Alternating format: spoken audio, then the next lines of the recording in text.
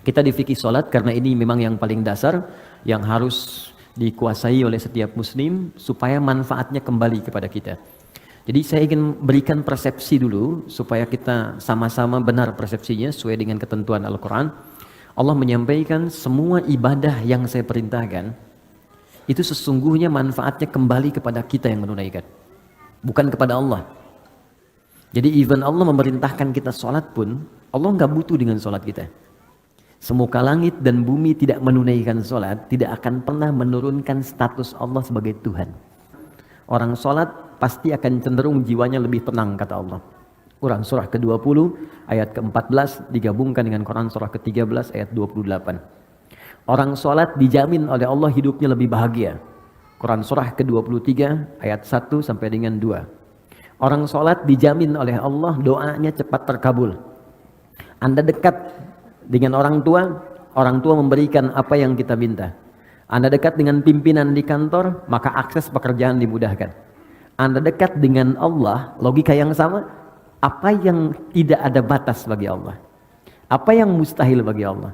Maka orang yang sholat, apapun yang dia minta, sepanjang benar sholatnya, maka Allah akan cepat mengabulkan apa yang dia minta. Itu ada di Quran surah ketiga ayat 38 sampai 39. Bahkan nanti ada orang yang sering menyebut Allah dan dia sering disebut Allah. Saking disanjungnya oleh Allah, ada orang yang belum minta seketika kebutuhannya dipenuhi oleh Allah Subhanahu wa taala. Itu di Quran surah kedua ayat 152. Fadhkuruni adzkurkum. Zikir padaku, aku akan menyebutmu. Di antara makna zikir itu salat. Quran surah ke-20 ayat ke-14. Orang salat pasti baik. Karena itu Nabi mewasiatkan pada setiap orang tua supaya anak itu dari kecil dididik sholat. Nah, kita sudah sampai pada pembahasan di pertemuan lalu ke sujud kan? Baik, ke sujud. Sekarang kita akan masuk duduk di antara dua sujud. Saya akan terangkan pertama caranya, fikihnya, supaya benar cara kita menunaikan. Kedua bacaannya. Dan yang ketiga hikmahnya. Apa esensi dari perbuatan itu? Apa hikmah dari bacaan itu, dan bagaimana kita mengaktualisasikan dalam kehidupan kita. Ingat rumus dasarnya, setiap gerakan dan bacaan sholat itu ada maknanya. Bismillahirrahmanirrahim. Assalamualaikum warahmatullahi wabarakatuh. Ya, kita akan coba masuk dulu pada kajian kita sehingga kurikulum kita bisa tersambung. Ya, saya mohon izin kita membuat sebuah kurikulum supaya kajian kita teratur gitu ya, dan ada bahasan yang jelas untuk dikaji. Kita di fikih sholat karena ini memang yang paling dasar yang harus dikuasai oleh setiap muslim supaya manfaatnya kembali kepada kita. Jadi saya ingin berikan persepsi dulu supaya kita sama-sama benar persepsinya sesuai dengan ketentuan Al-Quran. Allah menyampaikan semua ibadah yang saya perintahkan itu sesungguhnya manfaatnya kembali kepada kita yang menunaikan, bukan kepada Allah. Jadi even Allah memerintahkan kita sholat pun, Allah nggak butuh dengan sholat kita. Semuka langit dan bumi tidak menunaikan sholat, tidak akan pernah menurunkan status Allah sebagai Tuhan. Tetap Allah Tuhan. Tapi ternyata kata Allah, kita yang butuh dengan sholat itu. Karena saat kita menunaikan sholat dengan sempurna, maka semua manfaat sholat kembali kepada diri kita. Apakah itu sifatnya ketenangan? Orang sholat pasti akan cenderung jiwanya lebih tenang, kata Allah. Quran surah ke-20 ayat ke-14 digabungkan dengan Quran surah ke-13 ayat 28. Orang sholat dijamin oleh Allah hidupnya lebih bahagia. Quran surah ke-23 ayat 1 sampai dengan 2. Orang sholat dijamin oleh Allah doanya cepat terkabul. Anda dekat dengan orang tua memberikan apa yang kita minta. Anda dekat dengan pimpinan di kantor, maka akses pekerjaan dimudahkan. Anda dekat dengan Allah, logika yang sama, apa yang tidak ada batas bagi Allah? Apa yang mustahil bagi Allah? Maka orang yang sholat, apapun yang dia minta, sepanjang benar sholatnya, maka Allah akan cepat mengabulkan apa yang dia minta. Itu ada di Quran surah ketiga ayat 38 sampai 39. Bahkan nanti ada orang yang sering menyebut Allah dan dia sering disebut Allah. Saking disanjungnya oleh Allah, ada orang yang belum minta seketika kebutuhannya dipenuhi oleh Allah Subhanahu wa taala. Itu di Quran surah kedua ayat 152. Fadhkuruni adzkurkum. Zikir padaku, aku akan menyebutmu. Di antara makna zikir itu salat. Quran surah ke-20 ayat ke-14. orang sholat pasti baik. Karena itu Nabi mewasiatkan pada setiap orang tua supaya anak itu dari kecil dididik sholat. Nah, ini sering saya tekankan pada pendidikan sekarang nih. Ya, ada teman-teman yang buka TK, SD dan sebagainya. Ini kadang tangganya melompat lebih jauh. Ya, tangga kedua belum selesai, sudah naik ke tangga kelima. Anak TK sekarang fikih sholat belum selesai, fikih haji udah manasik gitu. Ini untuk sinergi aja gitu ya. Baik, jadi kenapa Nabi minta ajarkan anakmu dari sejak kecil sholat? Karena rahasia sholat selanjutnya akan membentuk pribadi baik. Itu rahasianya di Quran surah ke-29 ayat ke-45. Inna sholata tanha 'anil fahsya'i wal munkar. Sungguh sholat yang ditunaikan dengan benar akan menjauhkan pelakunya dari dua sumber keburukan. Satu fahsya, dua munkar. Tidak ada yang ketiga. Jadi prinsipnya semua orang yang sholat pasti mendapatkan manfaat-manfaat terbaik dalam hidup. Tapi pertanyaannya, mohon izin, maaf sekali lagi, kenapa kita melihat orang sholat bahkan tidak mendapatkan satu di antara apa yang disampaikan tadi? Quran mengatakan orang sholat pasti baik. Tapi kenapa sekarang ada orang sholat berbuat yang tidak baik? Fahsya dikerjakan. Fahsya itu kan termasuk pornografi, porno aksi, LGBT, kata-kata jorok, kata-kata kotor, itu fahsya. Betapa banyak sekarang orang berkata yang kotor, menonton yang tidak baik, tapi juga sholat. Kan unik gitu. Mungkar itu jelas, semua yang diingkari hati. Sumbernya nafsu perut dan akal. Mencuri mungkar, membunuh mungkar, merampok mungkar, berselisih mungkar.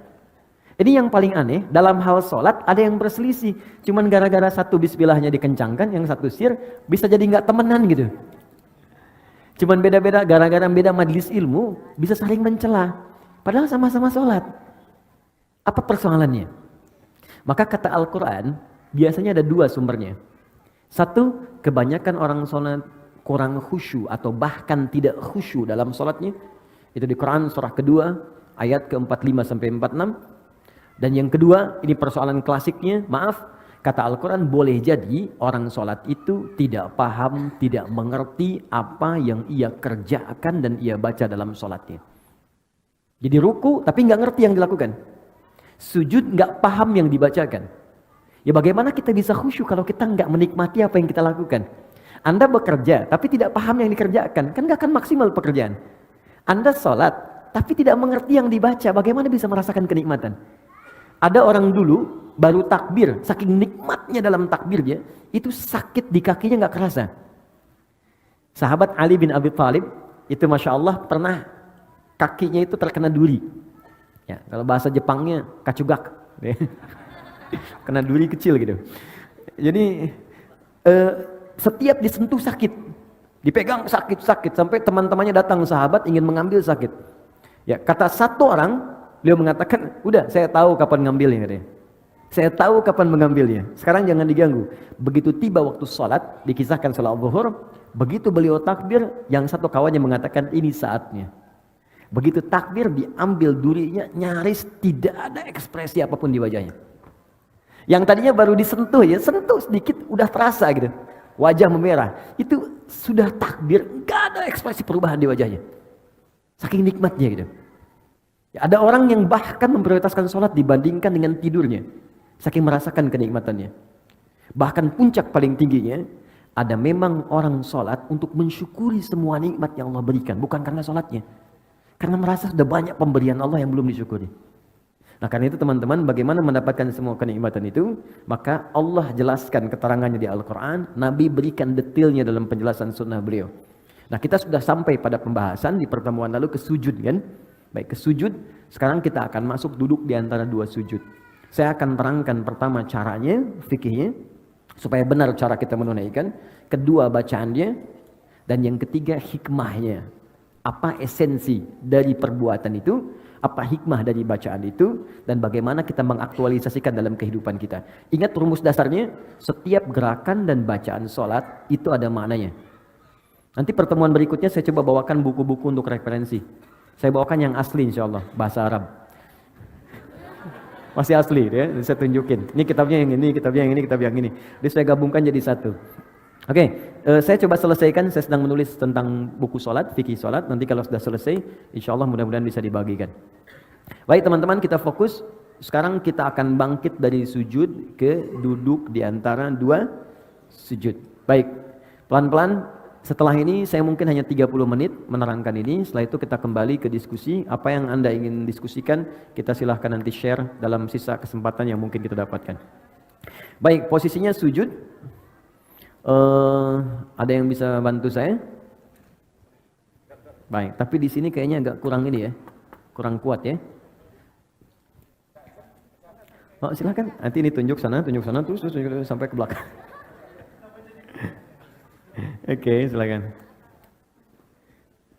Ayo Mas, bismillah.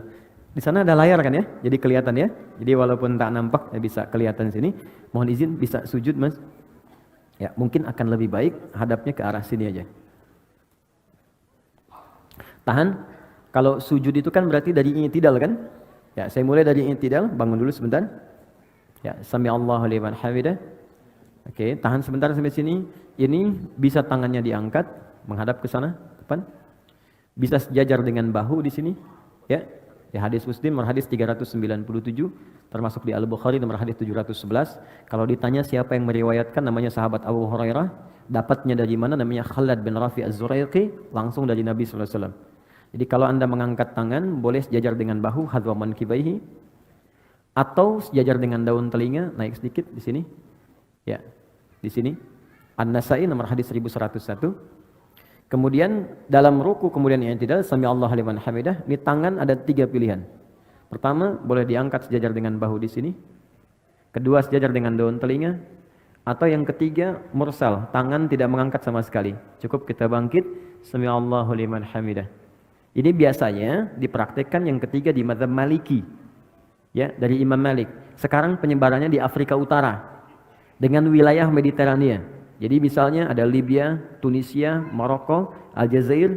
Maroko itu combine dengan Syafi'i, nyebrang sedikit ke Italia, ke Spanyol, ke Prancis, daerah sana, itu Maliki. Jadi kalau bismillahnya nggak dibaca. Kalau sholat tangannya langsung begini. Jadi begitu dia begini, misal Anda sedang umrah nih ya, di Ka'bah atau sedang haji, mudah-mudahan yang belum berangkat bisa segera insya Allah. Nah, tidak cukup dengan amin, nabung. Jadi kalau Anda sedang lihat orang begini depan Ka'bah, nah, jangan diajak ngobrol. Itu sedang sholat. Nah, tiba-tiba dia ruku misalnya kan, atau yang tidak dia angkat tangan, itu Maliki. Baik. Sami Allah liman hamidah. Sekarang kemudian sujud. Perhatikan baik-baik. I'tidal, jangan langsung sujud. Kata Nabi, hatta ta'tadila qa'iman, sampai engkau tegak berdiri dengan sempurna. Jadi begitu ini turun, sami Allah liman hamidah, rabbana walakal hamd. Ingat maknanya? Masih ingat hikmahnya? Orang yang rukunya benar kepada Allah. Ruku itu artinya taat, patuh. Di ruku itu filosofisnya bukan sekedar diminta formalitas ruku dan lurus semua, tidak. Tapi ini gambaran kepatuhan kepada Allah. Karena orang Romawi dulu, orang Persia ketika menghormat kepada rajanya, itu mereka ada yang ruku begini. Ada yang sujud. Nah itu gambaran patuh sempurna. Jadi kalau diperintahkan, mungkin teman-teman lebih tahu lah film-film kolosal masa lalu kan. Kalau prajurit diperintahkan kan ada kepatuhan, siap gitu kan. Dan dia mengerjakan apapun termasuk mengorbankan nyawanya. Maka Allah meminta kepada kita, Anda pada manusia aja bisa patuh sempurna. Kenapa pada saya yang menciptakan Anda nggak patuh sempurna? Maka dibalik oleh Allah, rukulah yang sempurna. Makanya saat ruku semua diminta sempurna. Dari kepala sampai bagian belakang. Diurutkan. Ini gambaran kepatuhan kita kepada Allah. Makanya kita katakan, Subhana rabbiyal azim wa bihamdi.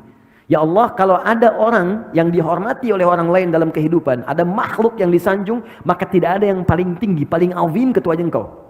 Subhana rabbiyal azim, dan aku puji engkau. Nah orang-orang yang rukunya benar kepada Allah, dia patuh pada Allah, diminta dikerjakan, suruh ditinggalkan, dia tinggalkan, maka Allah akan angkat derajatnya. Jadi iman itu kalau sudah kuat, tandanya patuh. Makanya iman sering disertakan dengan amal soleh. Amal soleh itu ujian kepatuhan. Quran surah 103. Ya, wal 'asr innal insana lafi khusr illal ladzina amanu wa amilus shalihat. Jadi kalau orang sudah beriman, itu tandanya tanda patuh. Diuji dengan amal soleh. Ada sholat, makanya sholat dibuka dengan kalimat iman. Alladzina yu'minuna bil ghaib wa yuqimuna shalah. Iman dulu baru sholat. Puasa dibuka dengan iman. Al-Baqarah 183. Ya ayyuhalladzina amanu kutiba alaikumus siam. Iman dulu baru sholat. Artinya kalau kita sudah ruku, kita itu siap patuh. Kata Allah kerjakan, kerjakan. Kata Allah tinggalkan, tinggalkan. Dan kata Allah, aku enggak butuh dengan itu, ini untuk kamu. Makanya orang-orang yang imannya sempurna, maksudnya patuh, maka Allah akan angkat derajatnya. Maka digambarkan lewat i'tidal. Allah mengangkatnya dengan sempurna. Itu dalilnya ada di Quran surah ke-58 ayat 11. Yarfa'illahu alladhina amanu minkum. Allah akan angkat derajat orang-orang yang sempurna imannya di antara kalian. Ditunjukkan dengan kepatuhan. Begitu diangkat dikatakan sami'allahu liman hamidah. Ya Allah, saya mendengar. Apa yang kau perintahkan saya patuh. Sami'na wa ata'na. Ya hamidah, saya puji engkau dengan segala kemuliaan kau berikan kepada saya. Maka Allah katakan, kau mau minta apa saya berikan. Maka kita katakan, masih ingat di pertemuan lalu? Ya, sami'allahu liman hamidah, Rabbana walakal hamd. Mil'as samawati wa mil'al ardi wa mil'a ma syi'ta min syai'in ba'du. Kata Allah, silahkan kamu minta apapun sekarang. Mau sepenuh langit, sepenuh bumi, atau antara langit dan bumi, atau antara apa yang belum aku sebutkan engkau ingin mintakan. Minta sekarang. Maka saat minta itulah ada posisi yang paling tinggi untuk meminta, yang bebas kita memohon. Dalam berdiri terbatas, ruku terbatas. Sekarang yang selanjutnya itu yang paling dahsyat. Sangat luar biasa. Itulah sujud. Tapi ada rahasia setelah sujud, itu pun sangat istimewa. Maka kita diminta sujud, turun, ruku, kemudian yang tidak, kemudian sujud, kita lihat, tahan, berhenti. Ini pakai lutut, boleh ya? Boleh. Masih ingat dalilnya? Abu Daud nomor hadis 838 dari Wa'il bin Hujur. Boleh juga pakai kedua telapak tangan turun. Jadi begitu mau turun, telapak tangan dulu. Ya. Baru kemudian lututnya baru turun. Dan gak usah berdebat. Yang pakai telapak tangan sahabat Abu Hurairah, yang pakai lutut Wa'il bin Hujur. Wa'il pakai lutut, Abu Hurairah pakai telapak tangan, dua-duanya sahabatan. Ya, dan dua-duanya sahabat dan mulia di hadapan Nabi. Anda sahabat bukan, tabi'in bukan, ulama bukan, satu lutut satu telapak tangan ribut gitu kan. Anda siapa? Ya, yang lutut benar, telapak tangan benar. Yang salah yang pakai kepala duluan. Ingat itu. Oke. Sujud. Oke, tahan sebentar. Mohon izin. Maaf, mudah-mudahan kelihatan. Teman-teman, kata Ibnu Abbas radhiyallahu taala anhuma, umirtu an asjuda ala sab'ati a'zamin. Aku diperintahkan sujud dengan 7 anggota tubuh menempel. Plus tambahan 1 di hidung. 1 jabhah, kening. Ini keningnya menempel. Mohon izin, bangkit dulu mas. Di sini. Nempel ya. Dan tolong sekatnya ya, rambut ini sudah bagus, ya sisirannya udah baik. Jadi nggak pakai peci pun nggak apa-apa. Ingat, peci ini bukan rukun sholat dan bukan syarat sholat.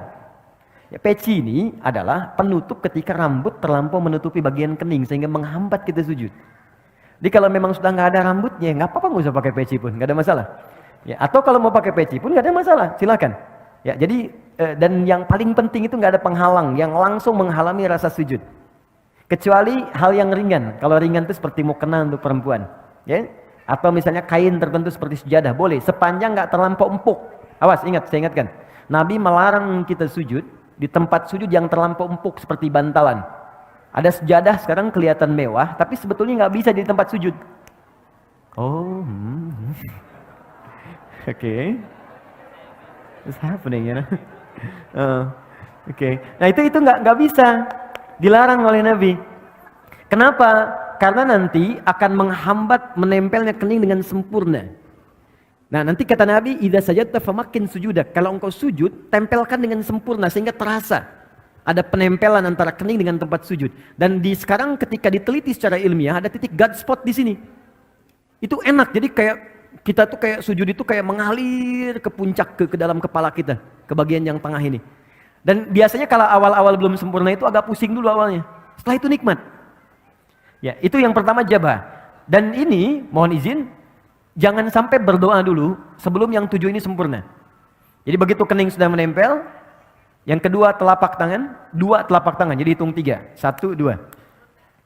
Kemudian selanjutnya 2 lutut, 3 tambah 2, 5, lutut 2. Selanjutnya jemari di 2 telapak kaki, tambah 2, 7.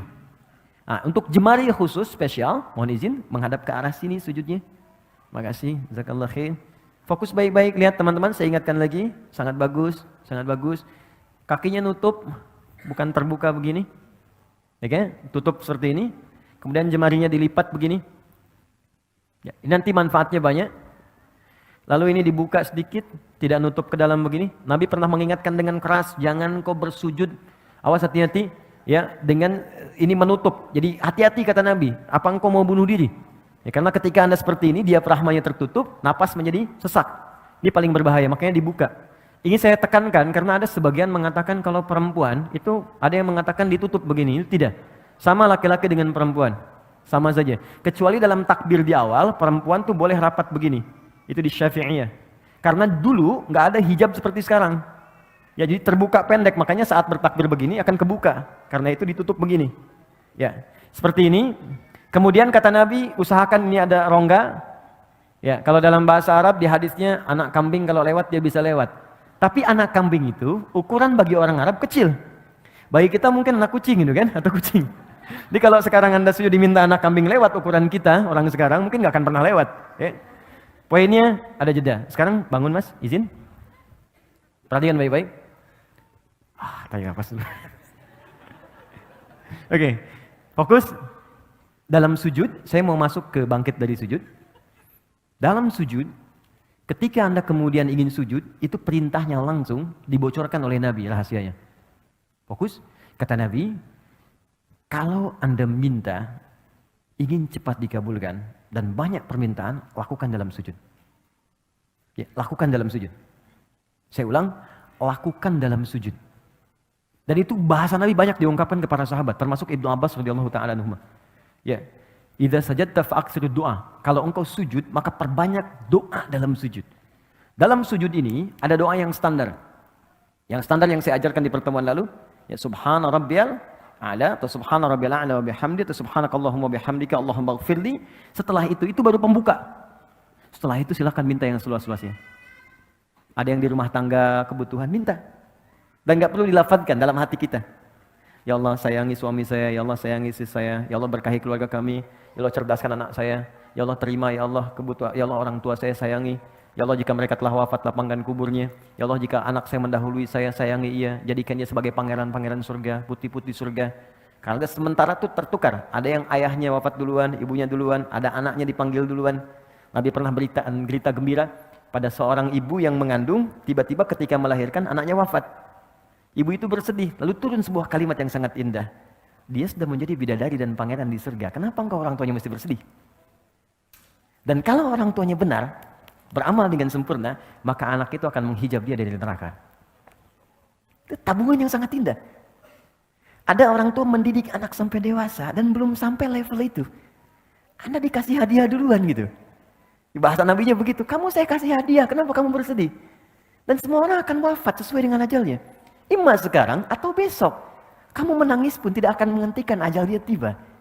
Tapi engkau berjuang, engkau mengandung, engkau berdoa. Dan engkau menginginkan anakmu baik, aku kabulkan. Dan dia akan menghijab engkau sampai di akhirat. Cuman jangan sampai engkau berpisah dengan dia. Anakmu sudah fitrah baik, engkau berbuat maksiat. Makanya orang tua yang menjaga kesolehannya, walaupun misalnya nggak sempurna seperti orang lain, nggak hafal Quran. Banyak sahabat Nabi nggak hafal Quran. Nggak rajin tahajud. Dia mengerjakan sholat fardu, dia mengerjakan sholat sunnah, mencoba lebih baik lagi, semampu dia lakukan. Kemudian dia wafat. Dan dia punya tabungan itu. Maka kata Nabi, anak itu akan menghijab dia dari neraka. Ya, Islam itu kadang dibacanya pakai dalil gitu, dan pakai jiwa. Kalau iman kita ikuti, maka akal akan mengikuti itu. Nah yang paling menarik minta dalam sujud. Jangan sia-siakan, makanya Nabi itu lama sujudnya. Banyak orang salah persepsi, mengira sujud terakhir yang paling lama. Yang hanya lama. Padahal setiap sujud itu lama. Cuman yang terakhir itu kenapa lebih lama? Karena Nabi itu rindu menuju sujud berikutnya. Menunggu sujud berikutnya itu lama, Bu. Ya, karena waktu sholat yang berikutnya itu harus ditunggu. Gini, Anda sedang mencintai seseorang. Berpisah beberapa saat kan nunggunya lagi lama kan? Anak mau pergi nih. Kita sangat mencintai anak kita. Dan dia baru kembali pekan depan. Nunggunya lama kan? Makanya di bandaranya tungguin. Sampai pesawatnya naik, diliatin. Garudanya udah terbang, padahal naiknya pakai Emirates sebenarnya kan. Diliatin, sama Nabi itu tidak ada puncak kerinduan kecuali saat sholat ketika menghadap Allah. Makanya sujud terakhirnya lama karena beliau mengharapkan perjumpaan sujud kembali. Nah untuk kitanya doa yang diperbanyak. Tapi ingat, ini pengantar kepada doa antara ada sujud. Saya akhiri pengantarnya. Sujud bukan sekedar meminta kita untuk berdoa. Tapi itu adalah puncak kepatuhan yang paling dalam sebagai ikrar komitmen kita kepada Allah supaya kita benar-benar patuh dalam hidup ini dari ujung kepala sampai ujung kaki. Anda bayangkan, ruku saja, ruku benar, komitmen patuh kita, Allah akan angkat derajat kita. Maka bagaimana dengan orang yang komitmen dari ujung kepala sampai ujung kakinya akan patuh kepada Allah? Ya Allah, saya siap patuh. Saya akan gunakan mata saya untuk melihat apa yang Engkau perkenankan saja. Yang tidak Engkau perkenankan, saya tidak akan lihat. Tunduk, sujud. Patuh. Ya Allah, saya patuh. Lisan saya hanya akan saya gunakan pada yang apa Engkau inginkan. Yang Engkau larang, aku akan jauhi. Maka tunduk, patuh, sujud. Jatuhkan oleh kita. Dari ujung kepala sampai ujung kaki. Maka tahu apa yang terjadi? Begitu Anda kemudian bisa melakukan itu dengan semaksimal yang kita bisa, maka kita akan diangkat lagi oleh Allah dan langsung diberikan oleh Allah 6-7 jenis kalimat yang kalau itu dibacakan sudah selesailah semua persoalan kehidupan kita dunia sampai akhirat. Ya. Dan cara mengangkatnya bukan berdiri lagi. Karena orang saat diangkat berdiri pun bisa lelah. Tapi Allah dudukkan. Bukankah duduk lebih santai dibandingkan dengan berdiri? Maka orang setelah sujud, bangkitlah dia dari sujudnya, tidak langsung dia berdiri, tapi diminta duduk di antara dua sujud itu. Perhatikan, sujud, silakan, Mas. Bismillah. Oh, silakan. Itu biasa, kiblat itu bisa beralih ya dari Masjidil Aqsa ke Masjidil Haram. Boleh, silakan, boleh. Iya, asal tidak ke Old Trafford aja. Oke, Bismillah. Sudah? Sekarang sudah sujud, paham ya? Kenapa diminta sujud? Bukan sekedar kita memohon kepada Allah, tapi permohonan itu diikat dengan komitmen. Ingat, kalau Anda ingin cepat dikabulkan permohonannya, maka cepat pula lakukan apa yang Allah mintakan. Adil kan? Kata Allah, saya minta ini, kerjakan. Begitu kita kerjakan, kamu minta apa? Saya kabulkan. Nah, ini gambaran patuh dari ujung kepala sampai ujung kaki. Begitu semua dikerjakan dengan baik, Anda bangkit.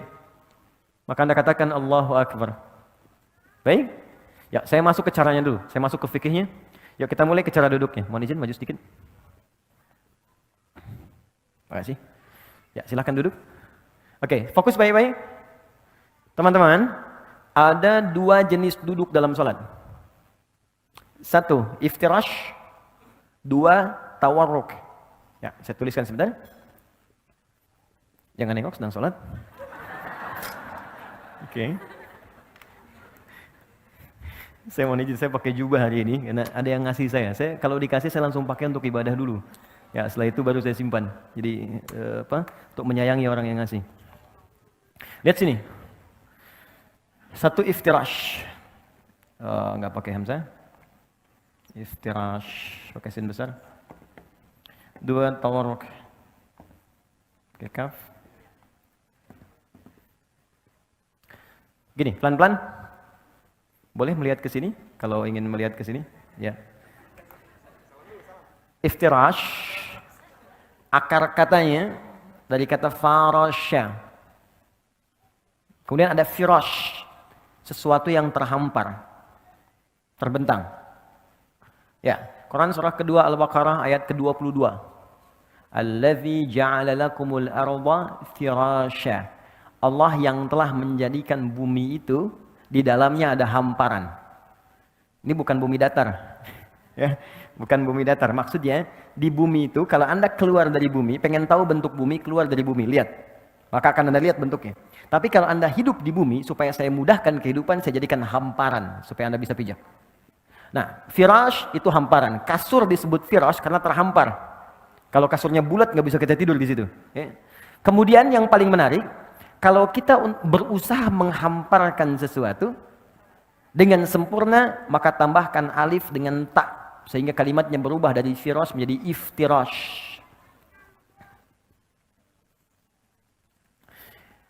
Duduk iftirash adalah duduk yang berusaha menghamparkan bagian ujung kaki sampai dengan ke lutut bagian depan. Sehingga ketika bangkit dari sujud, ya, hamparkan bagian lutut bagian depan sampai dengan ke ujung kaki. Dan duduk dengan sempurna, baik itu yang kaki sebelah kanan ataupun yang kirinya. Bagaimana cara duduknya? Kita lihat dulu. Saya ajarkan caranya dulu sebelum kebacaan. Izin. Bismillah. Lihat sini, teman-teman. Nah ini. Jadi ketika kakinya dihamparkan, dilipat ke belakang. Jelas? Kemudian yang kedua, mohon maaf, ini kaki bagian belakang yang jarinya dilipat. Ini bagus sekali. Nah, yang ketiga, ini yang paling penting. Ada bagian kaki kiri yang sebagiannya itu dihamparkan ke arah dalam untuk diduduki. Seperti firash, kasur kan kita hamparkan untuk diduduki, ditiduri gitu kan. Ini seakan-akan tumpuan bagian belakang tubuh kita itu menduduki bagian kaki sehingga disebut dengan iftirash namanya. Jelas ya? Baik.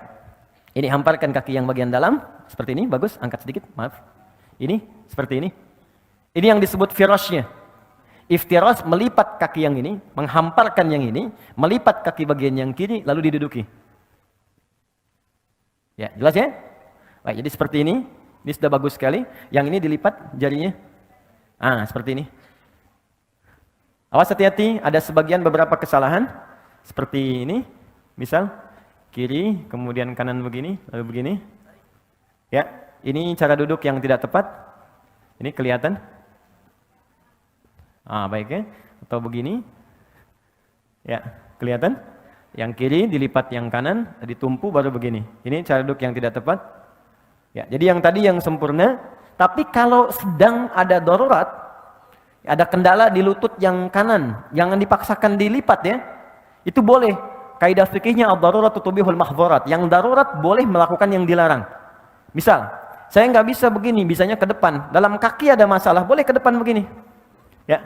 Dan yang samping nggak usah negur. Woi, nggak sopan. Dia bilang batal salatnya tuh, ya. Dua-duanya batal. Oke. Kalau ngobrol. Oke, satu sudah. Kedua, badan tegak. Yang ini.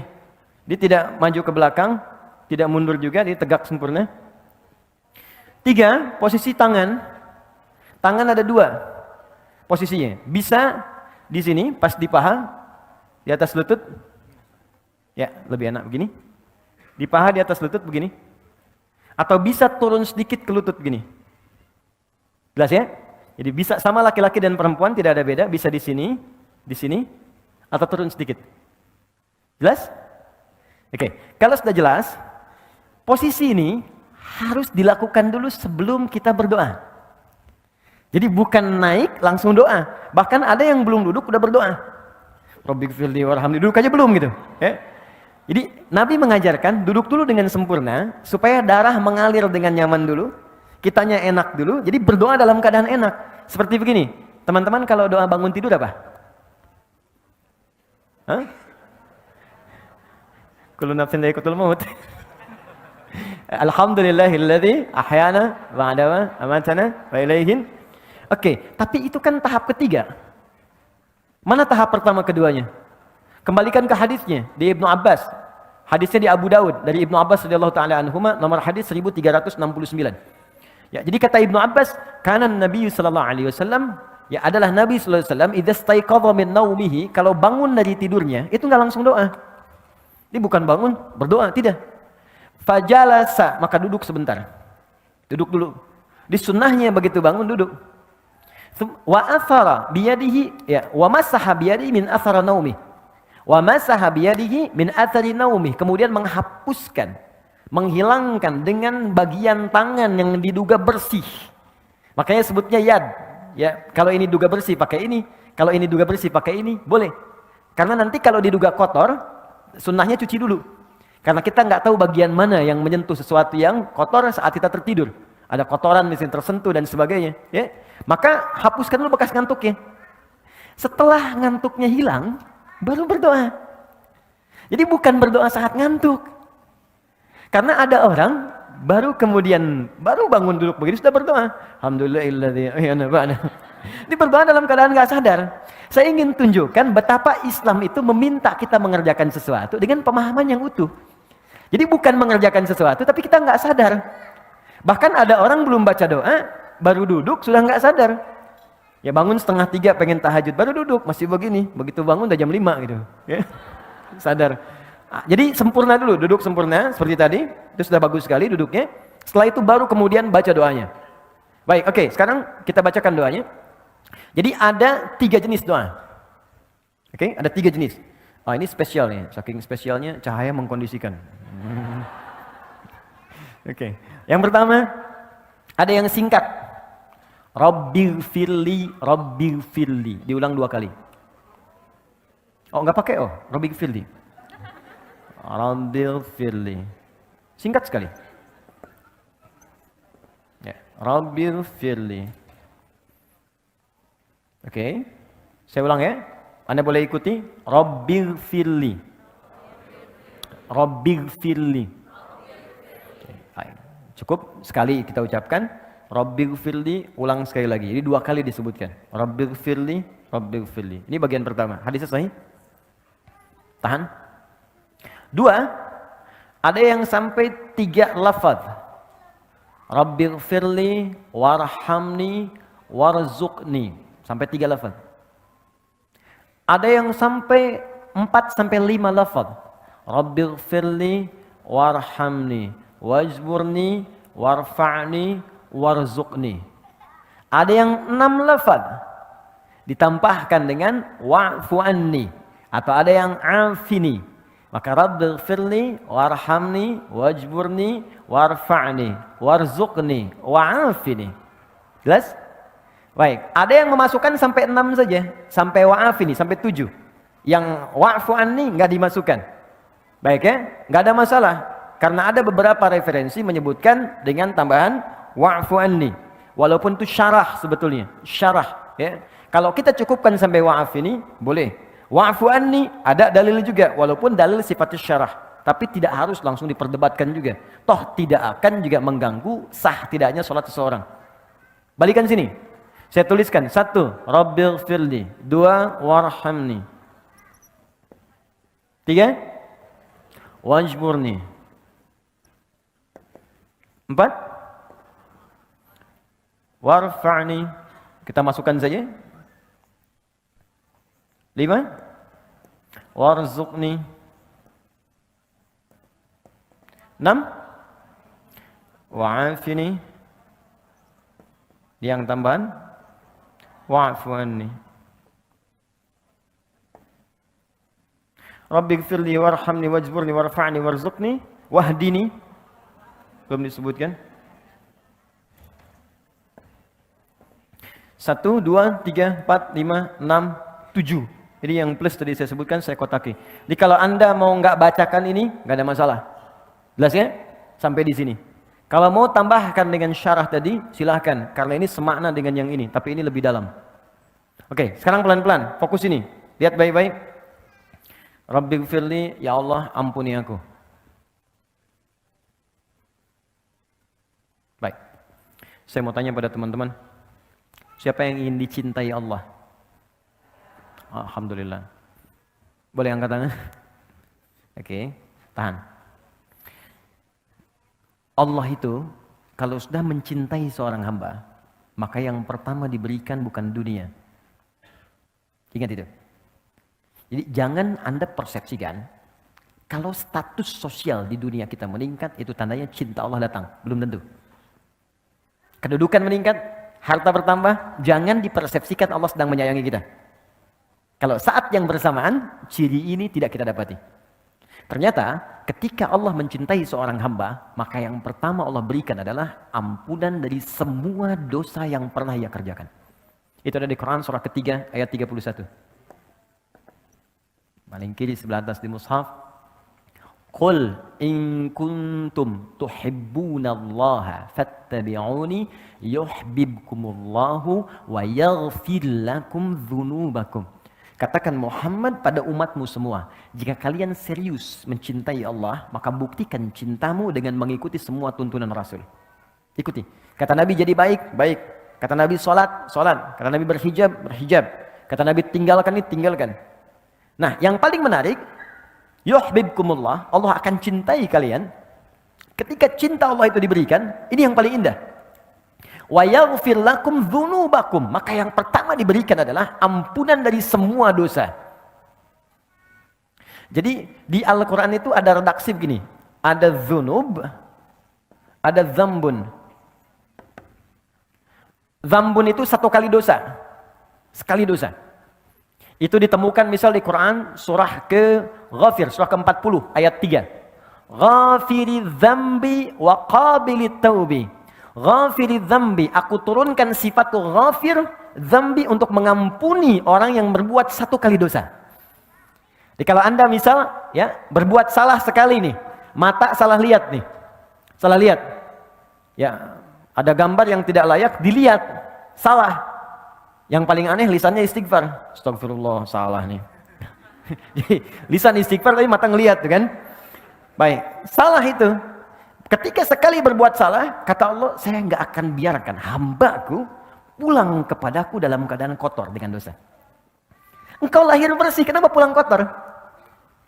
Maaf ya, jangankan Allah gitu. Ibu punya anak, teman-teman punya anak, pulang ke rumah dengan kaki kotor kan kita nggak mau kan?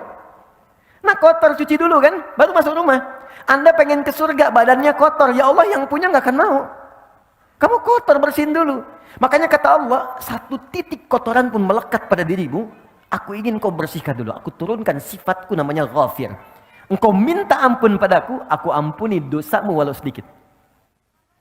Tapi pertanyaan saya, siapa yang punya dosa sedikit? Yang punya dosa sedikit angkat tangan, saya pulang. Oke, mata berapa kali berbuat salah? Telinga salah dengar, lisan salah ucap. Pikiran juga sudah salah. Ustadz belum datang, udah 30 menit, kemana sih Ustadznya? Iya ya. Oke, kaki berapa kali salah melangkah? Udah banyak dosanya.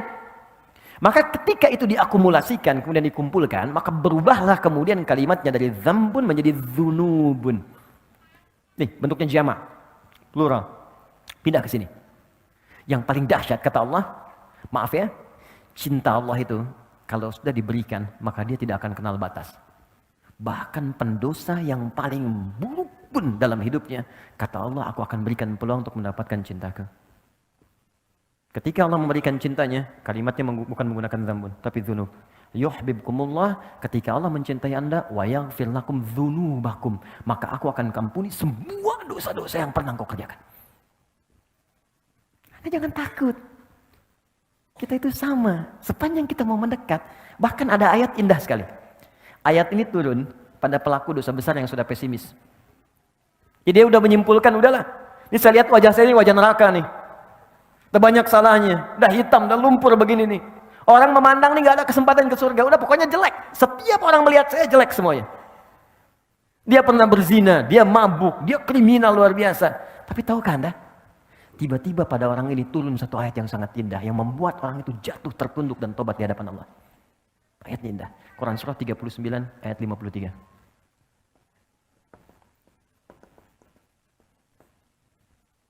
Kata Allah, Qul, katakan Muhammad. Ya ibadiyalladzina asrafu ala anfusih. Katakan pada hambaku yang telah mengoleksi banyak dosa dalam hidupnya. Israf itu sesuatu yang berlebihan. Jadi kalau Anda diundang ke resepsi pernikahan, ada prasmanan, Anda makan sekali. Tapi kalau Anda ngantri 10 kali, itu israf namanya. Oke? Nah, ada israf dalam berbuat dosa. Jadi dosanya udah nggak keukur. Bahkan saking nggak keukurnya, kalau ada orang lain berbuat dosa, dia belum, rasanya belum lengkap. Oh, dia udah mengerjakan ini. Oh, saya juga bisa. Jadi kalau ada orang berbuat dosa, dia belum kerjakan, dia belum lengkap hidupnya. Israf. Itu ketika dia mau kembali, itu masih disebut hamba oleh Allah. Katakan pada hambaku, ibad, itu jarang disebutkan kecuali menunjuk pada hamba yang soleh. Buka Quran surah kedua ayat 186. Paling kiri sebelah bawah di mushaf. Wa idza sa'alaka ibadi anni. Kalau hambaku yang soleh saat Ramadan, dia ingin berdoa kepadaku, mencari-cari aku. Fa inni qarib, katakan Muhammad pada mereka, aku dekat. Wa ibadur rahmanil ladzina yamshuna 'alal ardi hauna. Di surat Al-Furqan, hamba-hamba Allah yang penyayang. Kalau jalan itu jalannya bagus. Anda bayangkan, penjahat yang tobat itu disamakan statusnya oleh Allah dengan hamba yang soleh. Jadi Allah itu sangat menyukai, maaf ya, penjahat yang tobat, orang salah yang tobat dibandingkan dengan orang soleh yang tidak pernah merasa salah. Di Allah sangat mencintai orang salah yang bertobat dibandingkan orang soleh yang tidak pernah merasa salah. Di ketika Anda berbuat dosa sebanyak apapun kata Allah dan Anda ingin tobat, apa kalimatnya? La taqnatu min rahmatillah. Kamu jangan putus asa dari rahmatku. Dan disebut hamba. Kamu sama dengan soleh yang lain. Cuman kamu tinggalkan aja perbuatan buruk kamu. Gini cara memahaminya. Anda punya anak. Anak itu sudah berbuat buruk yang sangat luar biasa, keluarga sudah nggak enak, di mana-mana disebutkan pokoknya nggak bagus, udah mencela, udah merusak nama baik keluarga dan sebagainya. Tiba-tiba anak itu mau pulang. Anda terima nggak? Terima. Oke, ketika dilihat disambut dengan senyuman? Belum tentu. Ngapain kamu kesini? Oh, kamu bukan anak saya lagi. Oh, lantas anak siapa? Oke, itu hamba. Tapi Allah tidak. Begitu seorang pelaku maksiat yang paling tinggi pun ingin bertobat, langsung disebut dengan kalimat ibad. Qul ya ibadiyalladzina asrafu. Katakan hambaku sini. Kamu mau tobat? Jangan putus asa dari rahmatku. Innallaha, teruskan ayatnya. Innallaha yaghfiru dzunuba jami'a. Allah akan mengampuni semua dosa-dosa yang pernah kau kerjakan. Kenal Firaun? Oke. Ya. Nih ya. Fir'aunnya. Catat kalimat saya nih. Fir'aunnya. Fir'aun itu gelar bagi raja di Mesir, Farao, bahasa Arabnya Fir'aun. Hobinya bunuh orang. Al-Baqarah ayat 49. Jadi kalau ada perempuan yang mengandung, itu di sampingnya udah ada algojo. Satu mengawasi, satu pegang pisau. Jadi kalau lahir perempuan, bebas. Perempuan, bebas. Wa yastahyuna nisa'akum. Kalau laki-laki langsung dibanting ke tanah, disembelih di hadapan ibu yang baru melahirkannya. Yuzabbihuna abna'akum. Mengaku Tuhan. Ana rabbukumul a'la. Saya Tuhanmu yang paling besar. Firaun. Orang sekarang paling banter ngaku nabi. Firaun ngaku Tuhan. Tapi itu tidak menghalangi kasih sayang Allah untuk memberikan dia hidayah. Kita sekarang sampai kiamat nabinya cuma satu, nggak pernah lihat lagi Nabi Muhammad SAW. Firaun langsung 2 nabi, Anda bayangkan. Musa dan Harun.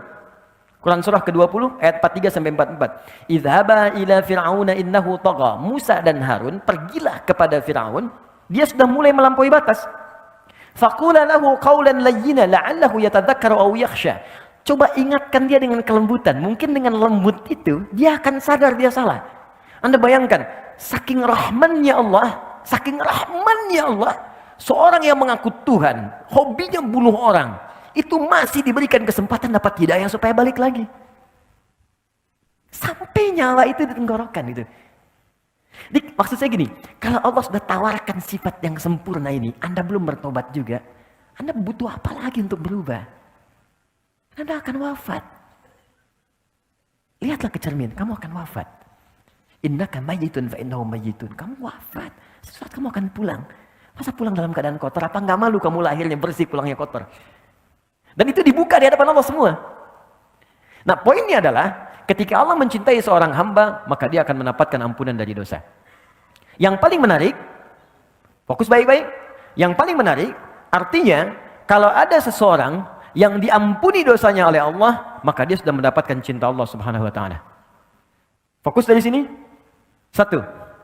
Kata ini, Rabbighfirli adalah kalimat permintaan kepada Allah untuk memohon supaya dosa-dosa kita diampuni oleh Allah Subhanahu wa taala. Kalimat pengampunannya wa yaghfir lakum dzunubakum. Ketika kita memohon untuk diampuni, robah kalimat ini ke bentuk permintaan. Ighfir, Rabbighfirli. Ya Allah, ampuni dosaku. Ketika Anda meminta, persamaan terbaliknya, ketika Anda meminta diampuni dosa, saat bersamaan, bukankah Anda meminta dicintai oleh Allah? Karena orang yang diampuni dosa, persamaan terbaliknya akan mendapatkan cinta Allah. Jelas? Oke, sekarang kenapa kalimat ini boleh disebutkan tanpa menyebutkan kalimat yang lainnya? Rabbighfirli. Jadi teman-teman kalau sedang buru-buru, misal, maaf ya, sedang jamak qashar atau sedang di perjalanan, itu ketika duduk di antara 2 sujud, Anda tidak harus menyempurnakan semuanya. Boleh cuma baca ini 2 kali diulang. Rabbighfirli. Tapi dibacanya pakai hati, bukan cuma di lisan. Maksudnya dikeluarkan di lisan, dikuatkan oleh hati. Rabbighfirli. Ketika Anda bacakan itu, perhatikan cara bacanya, fokus baik-baik. Karena ini kalimat yang sangat menentukan. Kalau Anda benar bacanya, maka Anda akan mendapatkan cinta Allah. Ini poinnya. Nah, apa gambaran bagi orang yang dicintai oleh Allah? Orang yang sudah dicintai oleh Allah, maka apapun yang ia inginkan dalam hidupnya, Allah akan kabulkan. Sepanjang itu ia butuhkan. Bahkan ada orang yang belum pernah minta, Allah langsung berikan. Anda cinta pada anak Anda. Anak Anda minta sesuatu bukan karena belikan. Kalau Anda mampu. Anda dicintai Allah. Apa yang mustahil bagi Allah untuk diberikan pada kita? Ya, jadi kalau kita benar-benar minta ampun yang serius, itu cinta ini akan turun. Dan cinta itu persamaannya pemberian. Pasti orang yang mencintai objek tertentu pasti akan memberikan apa yang ia inginkan. Pemberian. Anda cinta istri Anda atau suami Anda, maka Anda akan persembahkan yang terbaik. Masak yang paling enak, berikan hadiah yang paling bagus, anak-anak disayang dengan baik, gitu kan? Allah mencintai kita, maka apapun yang kita minta pasti diberi. Selama itu kita butuhkan. Makanya ada di antara orang soleh yang dalam hidupnya selalu mengucapkan kalimat ini, istighfar, supaya mendapatkan cinta Allah. Ada tukang roti di zamannya Imam Ahmad bin Hanbal, sekitar tahun 164 sampai 170 Hijrah. Ya, itu kebiasaannya setiap menanak adonan, bikin adonan, dia istighfar. Astagfirullah, astagfirullah, astagfirullah. Berhenti istighfar lagi, mau jalan istighfar lagi. Tiba-tiba, ini kisah menarik. Imam Ahmad datang ke Mesir. Perjalanannya cukup melelahkan, saking lelahnya singgah di satu masjid. Begitu singgah di masjid itu, ketahuan sama DKM, marbotnya lagi. Ya, begitu sedang tiduran kata marbotnya, ukhruj. Jangan tiduran di dalam, keluar. Imam Ahmad itu sangat populer, sangat dikenal ulama, cuman kan zaman dulu nggak ada seperti sekarang. Ya, foto, gitu kan? Orang ketemu ulama, ustadz dulu minta doa, sekarang kan minta foto. Oke. Ada yang pasang status macam-macam. Jadi dulu tuh zaman dulu nggak ada foto, nggak ada handphone, makanya tahu Imam Ahmad, terdengar namanya, tapi nggak pernah lihat orangnya. Dan ini marbot nggak kenal, itu Imam Ahmad, keluar aja katanya. Imam Ahmad pun nggak bilang saya Imam Ahmad, tidak.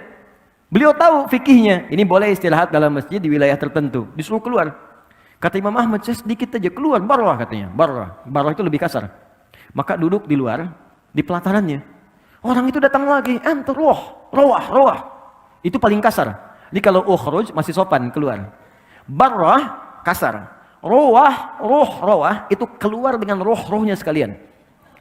Di Anda keluar, rohnya pun jangan di sini, pergi. Jadi kalau Anda nanti sedang umrah atau haji, ibu sedang sholat dekat Ka'bah, ada petugas bilang, "Bu, ukhruj, ibu, ukhruj." Ya. Nah, ini diminta keluar, jangan bertahan. Barrah lebih kasar. Rawah, itu kasar banget. Rawah, bukan rawah, saya Aminah. Itu diusir namanya. Ya. Pergi sama rohnya sekalian. Maka pergi beliau, begitu jalan, lewati tempat tukang roti tadi, makhbaz. Si tukang roti lihat, dipanggil, "Syekh, sini kayaknya capek, istirahat di sini." Beliau istirahat. Saat duduk itulah istirahat, tukang roti itu meneruskan kembali pekerjaannya. Dia bilang, astagfirullah, gila, astagfirullah. Imam Ahmad lihat, Imam Ahmad itu tahu betul. Istighfar itu mendatangkan cinta Allah. Cuman ingin menguji di tukang roti itu. Kata beliau, "Ya Sayyid, Tuhan, aku lihat engkau setiap pegang adonan, astagfirullah. Bikin adonan, astagfirullah. Apa manfaatnya?" Kata tukang roti itu, "Wallahi, dengan kalimat ini, tidak pernah aku meminta permintaan kepada Allah, kecuali semuanya dikabulkan." Wallahi, kata tukang roti. Bayangkan, seorang tukang roti. Bukan ustaz, bukan kiai. Dia mengatakan, setiap saya mengucapkan kalimat ini, saya meminta sesuatu kepada Allah, tidak pernah saya memohon kecuali dikabulkan.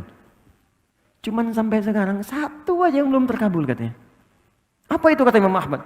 Wallahi saya berdoa kepada Allah, "Ya Allah, sebelum saya wafat atau dia wafat, tolong pertemukan saya langsung dengan Imam Ahmad bin Hanbal. Imma saya wafat lebih dulu atau beliau wafat lebih dulu. Tolong sebelum kami wafat pertemukan kami." Kata Imam Ahmad, "Allahu Akbar, karena istighfar kamu ini saya datang ke sini. Karena istighfar kamu ini saya tiba-tiba pengen ke sini. Saya istighfar kamu ini saya sampai dikeluarkan dari masjid, Pak, itu rumah Allah, hanya untuk diantarkan kepada tempatmu karena istighfarmu." Allahu Akbar. Dan jangan lakukan itu pada saya. Ini. Tapi kalimat ini itu bukan kalimat yang sekedar diucapkan di lisan, bukan. Kalimat yang disertai dengan penghayatan pada jiwa. Untuk mendapatkan cinta. Karena cinta itu muaranya hati, ke jiwa. Lihat sini, fokus. "Ya Allah, ampuni saya." Berarti minta apa? Minta ampun. Kalau minta ampun berarti ada yang apa? Yang salah kan? Kalau salah berarti apa? Dosa kan? Oke, sekarang kalau kita sudah paham ini, artinya kita minta ampun karena merasa salah. Mustahil orang minta ampun kalau nggak ada salah. Anak Anda nggak akan minta maaf pada orang tuanya kalau nggak ada kesalahan. Istri nggak akan minta maaf pada suami atau sebaliknya kalau nggak ada salah. Maka kita pun ketika mengatakan Rabbighfirli, ya Allah ampuni saya, karena kita merasa salah.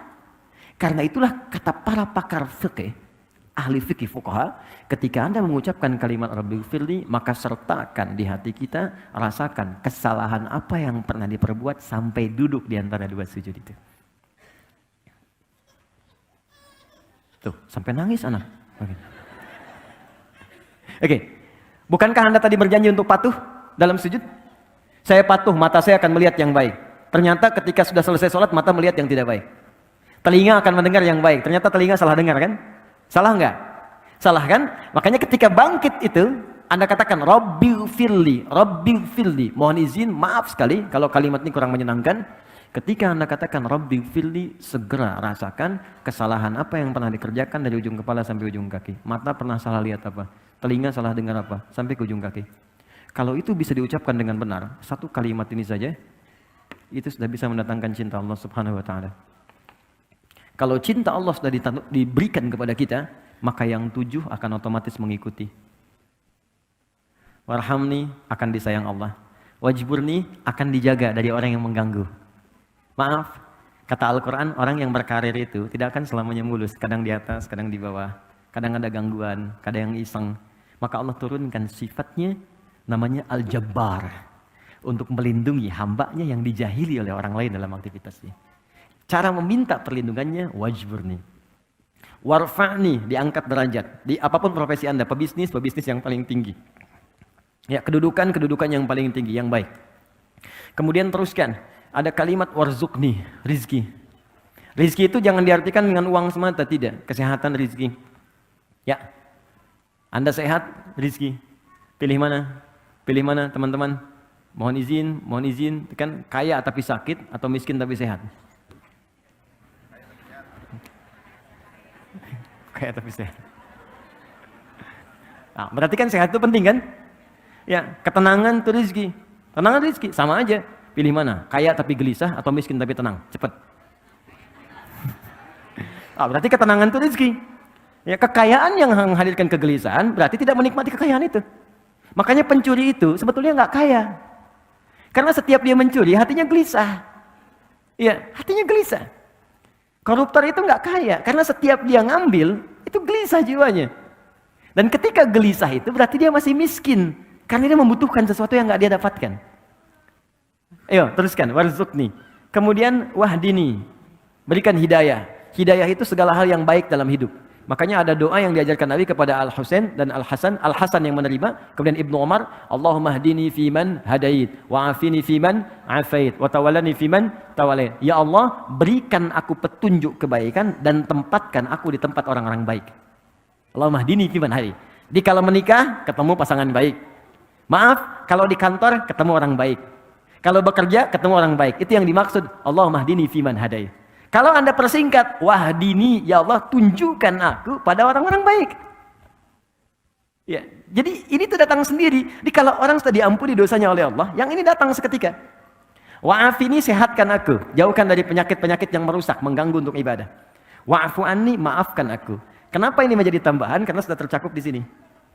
Tapi kalau mau dispesifikan, disebutkan gak ada masalah. Jelas ya? Baik, jadi teman-teman sekalian, kuncinya di sini yang ini akan mengikuti. Kapan ini diberikan? Kalau sujudnya sempurna. Kalau sujudnya sempurna. Nah, terakhir, orang yang sudah diampuni oleh Allah, maka cirinya ada 2. Pertama, dia akan merasa tidak suka dengan perbuatan buruk yang pernah menimpa atau terjadi kepadanya sebelum dia bertobat. Jadi kalau sudah disebutkan lagi nggak enak. Biasa mata melihat sesuatu yang nggak bagus, disebutkan dari tayangan nih, saya nggak mau, jangan sebut itu lagi. Atau berbuat sesuatu yang nggak bagus, datang ke tempat yang nggak baik, melakukan sesuatu yang dilarang. Begitu diceritakan nggak enak, jangan sebut itu lagi. Saya sudah berubah sekarang. Yang kedua, ciri yang kedua, selalu taubat disandingkan dengan islah. Taba wa aslaha, taba wa aslaha. Dia memperbaiki diri dengan mengerjakan perbuatan yang lebih bermanfaat. Berbahagialah kalau Anda sekarang sudah mulai pengen ke majlis ta'lim, ikut kajian. Artinya Allah sudah menginginkan kita baik. Jadi kalau Allah ingin kita baik, kitanya nggak berubah baik, lantas apa yang bisa membuat kita berubah jadi baik? Itu poinnya. Nikmati itu dan tolong jangan samakan level dengan yang lain. Ya, Anda kalau ingin mengukur, ukur dengan diri Anda. Jangan samakan dengan yang lain. Karena Allah ketika memberikan penilaian, ukurannya pribadi kita. Kita boleh kemudian merasa iri, ghibah namanya, dengan kesolehan orang. Tapi jangan mengukur kesolehan orang lain untuk menilai diri kita soleh. Tapi kita bisa berlomba untuk mencapai apa yang telah dihasilkan. Anda hijrah, belum hafal Quran. Jangan diukur kalau hijrah, itu harus hafal Quran. Ukurannya, saya lebih baik daripada kemarin. Ketika Anda meninggalkan perbuatan buruk itu jadi baik, itulah Anda. Solehnya Anda di situ. Tapi kalau Anda ingin mulai menghafal Quran, jadi plus untuk kita. Itu yang disebut ghibah dalam hadis. Maka dari itu teman-teman, saya simpulkan, kalau orang sudah benar diampuni, maka dirinya, singkatnya, akan dijaga oleh Allah dari perbuatan maksiat. Pertanyaan saya, bukankah Anda mengucapkan Rabbighfirli, Rabbighfirli, Rabbighfirli berapa kali dalam sehari? Zuhur 2 kali, Asar 2 kali, Maghrib 2 kali, Isya 2 kali, 8, Subuh sekali, 9 kali. Anda sudah memohon minta ampun kepada Allah 9 kali dalam sehari paling minimal. Tapi kenapa masih berbuat salah? Jangan-jangan kalimat ini tidak pernah diucapkan dengan hati kita. Hanya mengalir di lisan saja. Karena itu setiap kali sholat, muncul zuhur, coba kenali apa maksiat yang kerjakan dari subuh sampai zuhur. Sehingga kita bisa sesali. Zuhur ke asar, apa yang salah? Evaluasi, kita sesali. Sampai ke isya. Kalau sampai isya benar kita istighfarnya, maka tidurnya tenang. Boleh jadi malam itu adalah malam terakhir kita terbaring di muka bumi untuk berpindah kepada alam lain dengan ketenangan yang lebih daripada sebelumnya. Dengan bawaan ampunan Allah Subhanahu wa Ta'ala. Itulah duduk di antara 2 sujud. Pertanyaannya, setelah duduk di antara 2 sujud, apa yang dikerjakan? Sujud lagi kan? Nah, kenapa kemudian sujud lagi? Apa bacaannya? Kenapa mesti 2 kali? Itu yang akan kita bahas di pertemuan berikutnya insyaallah. Ya, sekarang kita diskusi dulu. Kita ada waktu 10 menit menuju zuhur. Ya, kurang lebih.